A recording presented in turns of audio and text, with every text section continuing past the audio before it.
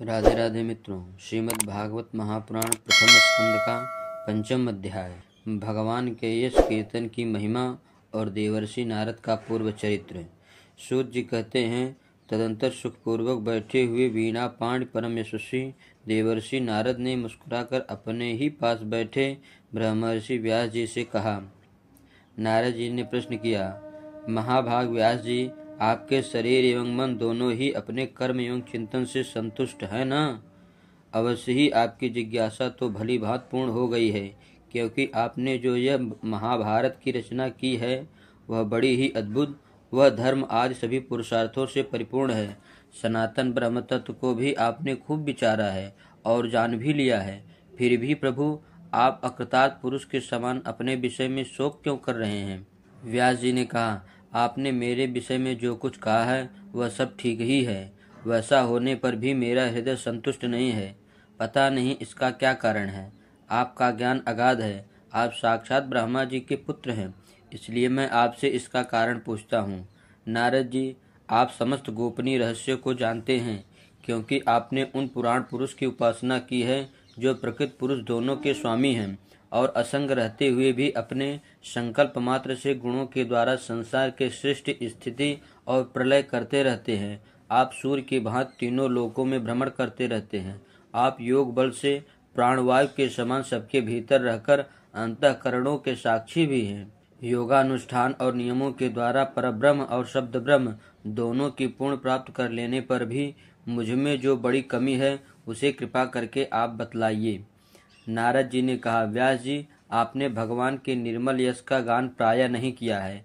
मेरी ऐसी मान्यता है कि जिससे भगवान संतुष्ट नहीं होते वह शास्त्र या ज्ञान अधूरा है। आपने धर्म आदि पुरुषार्थों का जैसा निरूपण किया है, भगवान श्री कृष्ण की महिमा का वैसा निरूपण नहीं किया है। जिस वाणी से, चाहे वह रस भाव अलंकार आदि से युक्त ही क्यों ना हो, जगत को पवित्र करने वाले भगवान श्री कृष्ण के यश का कभी गान नहीं होता। वह तो कौवे के लिए उच्छिष्ट फेंकने के स्थान के समान अपवित्र मानी जाती है। मान सरोवर के कमनीय कमल वन में बिहरने वाले हंसों की भांति ब्रह्म धाम में विहार करने वाले भगवत चरणारविंदाश्रित परमहंस भक्त कभी उसमें रमण नहीं करते। इसके विपरीत जिसमें सुंदर रचना भी नहीं है और दूषित शब्दों से युक्त भी है, परंतु जिसका प्रत्येक श्लोक भगवान के सुयश सूचक नामों से युक्त है, वह वाणी लोगों के सारे पापों को नाश कर देती है, क्योंकि सत्पुरुष ऐसे ही वाणी का श्रवण, गान और कीर्तन किया करते हैं। वह निर्मल ज्ञान भी जो मोक्ष की प्राप्ति का साक्षात साधन है, यदि भगवान की भक्ति से रहित हो तो उसकी उतनी शोभा नहीं होती। फिर तो साधन और सिद्धि दोनों ही दशाओं में सदा ही अमंगल रूप है। वह काम्य कर्म और जो भगवान को अर्पण नहीं किया गया ऐसा अहेतुक निष्काम कर्म भी कैसे सुशोभित हो सकता है। महाभाग व्यास जी, आपकी दृष्टि अमोघ है, आपकी कीर्ति पवित्र है, आप सत्यपरायण एवं दृढ़ व्रत हैं, इसलिए आप संपूर्ण जीवों को बंधन से मुक्त करने के लिए समाधि के द्वारा अचिंत्य शक्ति भगवान की लीलाओं का स्मरण कीजिए। जो मनुष्य भगवान की लीला के अतिरिक्त और कुछ कहने की इच्छा करता है, वह उस इच्छा से निर्मित अनेक नाम और स्वरूपों के चक्कर में पड़ जाता है। उसकी बुद्धि भेदभाव से भर जाती है। जैसे हवा के झकोरों से डगमगाती हुई डोगी को कहीं भी ठहरने का ठौर नहीं मिलता, वैसे ही उसकी चंचल बुद्धि कहीं भी स्थिर नहीं हो पाती। संसारी लोग स्वभाव से ही विषयों में फंसे हुए हैं। धर्म के नाम पर आपने उन्हें निंदित पशु हिंसा युक्त सकाम कर्म करने की भी आज्ञा दे दी। यह बहुत ही उल्टी बात है, क्योंकि मूर्ख लोग आपके वचनों से पूर्वोक्त निंदित कर्म को ही धर्म मानकर यही मुख्य धर्म है ऐसा निश्चय करके उसका निषेध करने वाले वचनों को ठीक नहीं मानते। भगवान अनंत हैं, कोई विचारवान ज्ञानी पुरुष ही संसार की ओर से निवृत्त होकर उनके स्वरूपभूत परमानंद का अनुभव कर सकता है। अतः जो लोग पारमार्थिक बुद्धि से रहित हैं और गुणों के द्वारा नचाए जा रहे हैं, उनके कल्याण के लिए ही आप भगवान की लीलाओं का सर्वसाधारण के हित की दृष्टि से वर्णन कीजिए। जो मनुष्य अपने धर्म का परित्याग करके भगवान के चरण कमलों का भजन सेवन करता है, भजन परिपक्व हो जाने पर तो बात ही क्या, यदि इससे पूर्व ही उसका भजन छूट जाए तो क्या कहीं भी उसका कोई अमंगल हो सकता है। परंतु जो भगवान का भजन ही नहीं करता है और केवल स्वधर्म पालन करते हैं उन्हें कौन सा लाभ मिलता है। बुद्धिमान मनुष्य को चाहिए कि वह उसी वस्तु की प्राप्ति के लिए प्रयत्न करे जो तिनके से लेकर ब्रह्मा पर्यंत समस्त ऊंची नीची योनियों में कर्मों के फल स्वरूप आने जाने पर भी स्वयं प्राप्त नहीं होते। संसार के विषय सुख तो जैसे बिना चेष्टा के दुख मिलते हैं, वैसे ही कर्म के फल स्वरूप में अचिंत्य गति समय के फेर से सबको सर्वत्र स्वभाव से ही मिल जाते हैं। व्यास जी, जो भगवान श्री कृष्ण के चरणारविंद का सेवक है, वह भजन न करने वाले कर्मी मनुष्यों के समान दैवात कभी बुरा भाव हो जाने पर भी जन्म मृत्युमय संसार में नहीं आता। वह भगवान के चरण कमलों के आलिंगन का स्मरण करके फिर उसे छोड़ना नहीं चाहता। उसे रस का चस्का जो लग चुका है। जिनसे जगत की उत्पत्ति, स्थिति और प्रलय होते हैं, वे भगवान ही इस विश्व के रूप में भी हैं। ऐसा होने पर भी वे इससे विलक्षण हैं। इस बात को आप स्वयं जानते हैं, तथापि मैंने आपको संकेत मात्र कर दिया। व्यास जी, आपकी दृष्टि अमोघ है। आप इस बात को जानिए कि आप पुरुषोत्तम भगवान के कलावतार हैं। आपने अजन्मा होकर भी जगत के कल्याण के लिए जन्म ग्रहण किया है, इसलिए आप विशेष रूप से भगवान की लीलाओं का कीर्तन कीजिए।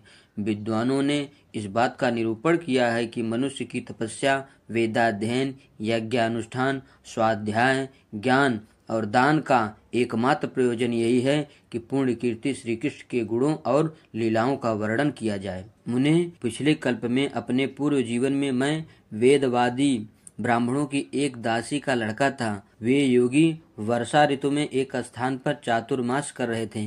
बचपन में ही मैं उनकी सेवा में नियुक्त कर दिया गया था। मैं यद्यपि बालक था, फिर भी किसी प्रकार की चंचलता नहीं करता था। जितेंद्रिय था, खेल कूद से दूर रहता था और आज्ञा अनुसार उनकी सेवा करता था। मैं बोलता भी बहुत कम था। मेरे इस शील स्वभाव को देखकर समदर्शी मुनियों ने मुझ सेवक पर अत्यंत अनुग्रह किया। उनकी अनुमति प्राप्त करके बर्तनों में लगा हुआ जूठन मैं एक बार खा लिया करता था। इससे मेरे सारे पाप धुल गए। इस प्रकार उनकी सेवा करते करते मेरा हृदय शुद्ध हो गया और वे लोग जैसा भजन पूजन करते थे, उसी में मेरी भी रुचि हो गई। प्यारे व्यास जी, उस समय सत्संग में उन लीलागान परायण महात्माओं के अनुग्रह से मैं प्रतिदिन श्री कृष्ण की मनोहर कथाएं सुना करता। श्रद्धा पूर्वक एक एक पर श्रवण करते करते प्रिय कीर्ति भगवान में मेरी रुचि हो गई। महामुने, जब भगवान में मेरी रुचि हो गई, तब उन मनोहर कीर्ति प्रभु में मेरी बुद्धि भी निश्चल हो गई। उस बुद्धि से मैं इस संपूर्ण सत और असत रूप जगत को अपने परब्रह्म स्वरूप आत्मा में माया से कल्पित देखने लगा। इस प्रकार शरद और वर्षा, इन दो ऋतुओं में तीनों समय श्रीहरि के निर्मल यश का संकीर्तन किया और मैं प्रेम से प्रत्येक बात सुनता रहा। अब चित्त के रजोगुण और तमोगुण को नाश करने वाली भक्ति का मेरे हृदय में प्रादुर्भाव हो गया। मैं उनका बड़ा ही अनुरागी था, विनयी था। उन लोगों की सेवा से मेरे पाप नष्ट हो चुके थे। मेरे हृदय में श्रद्धा थी, इंद्रियों में संयम था एवं शरीर, वाणी और मन से मैं उनका आज्ञाकारी था। उन दीन वत्सल महात्माओं ने जाते समय कृपा करके मुझे उस गुह्यतम ज्ञान का उपदेश किया, जिसका उपदेश स्वयं भगवान ने अपने श्रीमुख से किया है। उस उपदेश से ही जगत के निर्माता भगवान श्री कृष्ण की माया के प्रभाव को मैं जान सका, जिसके जान लेने पर उनके परम पद की प्राप्ति हो जाती है। सत्य संकल्प व्यास जी, पुरुषोत्तम भगवान श्री कृष्ण के प्रति समस्त कर्मों को समर्पित कर देना ही संसार के तीनों तापों की एकमात्र औषधि है। यह बात मैंने आपको बतला दी।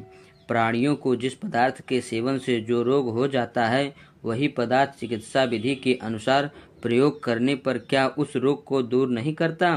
तथापि जब वे भगवान को समर्पित कर दिए जाते हैं, तब उनका कर्मपना ही नष्ट हो जाता है। इस लोक में जो शास्त्र विहित कर्म भगवान की प्रसन्नता के लिए किए जाते हैं, उन्हीं से पराभक्ति युक्त ज्ञान की प्राप्ति हो जाती है। इस लोक में जो शास्त्र विहित कर्म भगवान की प्रसन्नता के लिए किए जाते हैं, उन्हीं से पराभक्ति युक्त ज्ञान की प्राप्ति होती है। उस भगवदर्थ कर्म के मार्ग में भगवान के आज्ञा अनुसार आचरण करते हुए लोग बार बार भगवान श्री कृष्ण के गुण और नामों का कीर्तन तथा स्मरण करते हैं। प्रभु, आप भगवान श्री वासुदेव को नमस्कार है। हम आपका ध्यान करते हैं। प्रद्युम्न, अनिरुद्ध और संकर्षण को भी नमस्कार है। इस प्रकार जो पुरुष चतुर्व्यूह रूपी भगवान मूर्तियों के नाम द्वारा प्राकृत मूर्ति रहित अप्राकृत मंत्र मूर्ति भगवान यज्ञ पुरुष का पूजन करता है, उसी का ज्ञान पूर्ण एवं यथार्थ है। ब्राह्मण, जब मैंने भगवान की आज्ञा का इस प्रकार पालन किया, तब इस बात को जानकर भगवान श्री कृष्ण ने मुझे आत्मज्ञान, ऐश्वर्य और अपनी भाव रूपा प्रेमा भक्ति का दान किया। व्यास जी, आपका ज्ञान पूर्ण है, आप भगवान की ही कीर्ति का, उनकी प्रेममयी लीला का वर्णन कीजिए। उसी से बड़े बड़े ज्ञानियों की भी जिज्ञासा पूर्ण होती है। जो लोग दुखों के द्वारा बार बार रौंदे जा रहे हैं, उनके दुखों की शांति इसी से हो सकती है और कोई उपाय नहीं है। श्रीमद्भागवते महापुराणे पारमहंस्यां संहितायां प्रथम स्कंदे व्यास नारद संवादे श्रीनारायण अर्पणमस्तु।